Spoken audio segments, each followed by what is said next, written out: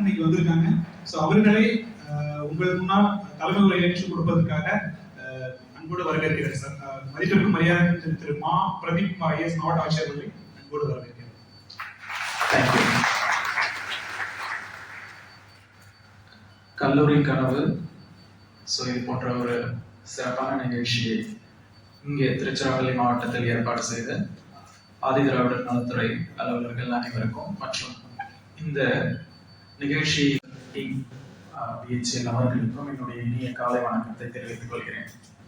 நிறைய நேரங்கள்ல ஒரு மனிதனுடைய வாழ்க்கையை கல்லூரியிட்டு தான் நீங்க முறையாக உங்களுடைய கனவு நனவாக வேண்டும் என்ற கனவோடு தான் இன்னைக்கு நிகழ்ச்சி நடக்குது.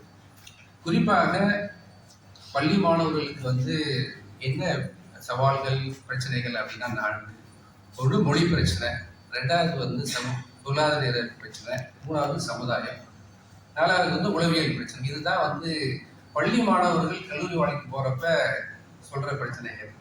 குறிப்பாக எல்லாம் என்ன சொல்லுவாங்க அப்படின்னா, ஆங்கில வழி கல்வி. சார், நான் தமிழ் மீடியத்தில் படித்தேன், கல்லூரியில் அன்றைய தேதியிலிருந்து தான் உங்களிடம் குறைய ஆரம்பிக்கும்.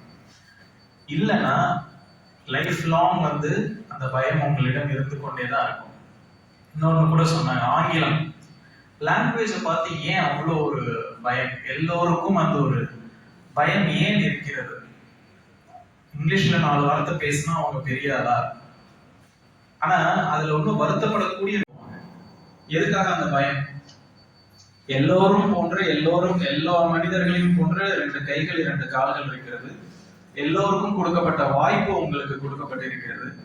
அதுக்கப்புறம் என்ன பயம்? அப்ப நான் ஒரு விஷயத்தை கற்க மறந்ததற்கு நான் சாக்கை தேடிக் கொண்டிருக்கிறேன். அதுதான் பயம்.